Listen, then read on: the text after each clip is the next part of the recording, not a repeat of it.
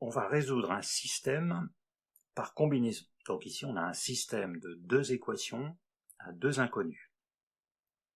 Alors, déjà, avant de résoudre un système, on essaie déjà de voir si ce système admet ou pas une solution. Donc, si on fait une petite transformation, toute simple, c'est-à-dire que, en fait, 2x plus y, et on va déplacer 7 dans l'autre membre, donc ça donnera moins 7 égale 0. Et on fait pareil dans la deuxième équation, donc moins 1 égale 0. Donc on se retrouve avec deux équations cartésiennes de droite, et résoudre un système, en fin de compte, c'est trouver le point d'intersection, les coordonnées du point d'intersection des deux droites. Or, faut-il encore que ces deux droites soient séquentes.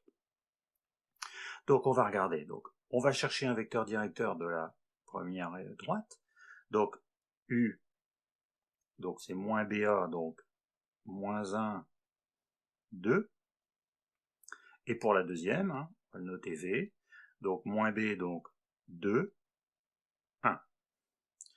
On cherche maintenant le déterminant des deux vecteurs, donc X, Y', donc moins 1 fois 1, moins 2 fois 2. On trouve moins 5, donc différents zéros, ce qui veut dire que nos droites sont séquentes, ne sont pas parallèles, les vecteurs directeurs ne sont pas collinéaires. Donc c'est bon, on a une solution pour notre système. Donc maintenant, on va utiliser une méthode qu'on appelle par combinaison. Donc cette méthode, elle consiste, en fin de compte, à ajouter des lignes, ajouter les lignes, en essayant de supprimer l'une des deux inconnues. Alors pour ça, ce que l'on va faire, c'est qu'on va essayer d'avoir sur les deux lignes un coefficient opposé pour l'une des deux inconnues. Donc par exemple, la ligne numéro 1, je vais la multiplier par 2. On va vite comprendre après ce qui se passe. Donc je peux multiplier toute une ligne par 2, ça ne change pas l'équation.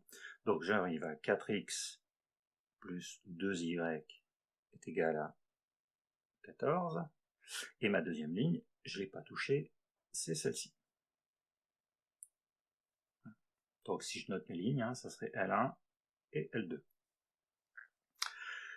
Donc je vois maintenant que ici j'ai plus 2y, et là j'ai moins 2y. Donc ce que je vais faire, c'est que je vais garder une des deux équations, et l'autre équation, je vais la modifier avec une combinaison des lignes L1 et L2. Donc ici, je vais faire L1 plus L2. Donc 4x plus 2y plus x moins 2y égale 14 plus 1. 4x plus 1, ainsi de suite. Et la deuxième ligne, je la garde, c'est celle-ci. Garde L2. Quand je simplifie, qu'est-ce que je me rends compte? Je me rends compte que 2y moins 2y, ça fait 0. C'est ça qui est important dans cette méthode, c'est de supprimer l'une des deux inconnues après la combinaison linéaire. Donc 4x plus x, ça fait 5x, égale 15. Donc là, j'ai plus de y. Et là, j'ai toujours x moins 2y égale 1. Alors, du coup, 5x égale 15, ça fait x égale à 3. Et du coup, la valeur de x, maintenant je la connais, et je la remplace dans la deuxième équation qui me restait. Donc 3 moins 2y est égal à 1. Et du coup, donc j'ai toujours 3. Et ici, le 3, je vais soustraire 3 à chaque membre, donc ça fera 1 moins 3, ça fera moins 2. Moins 2y égale moins 2. Et j'arrive à x égale 3, y égale 1. Et donc, j'ai bien trouvé la valeur de x, 3, et la valeur de y, 1. Alors je peux vérifier rapidement, 2 fois 3 plus 1, 2 fois 3 plus 1, ça fait bien 7. Et ensuite, 3 moins 2 fois 1, ça fait 1. Donc du coup, la solution de mon système, donc S, c'est le couple 3, 1. Voilà. Alors, on verra dans une autre vidéo une autre méthode pour résoudre un système, mais c'est cette méthode qu'il faut essayer de privilégier parce que au niveau des calculs, c'est ce qui va permettre d'être le plus simple possible.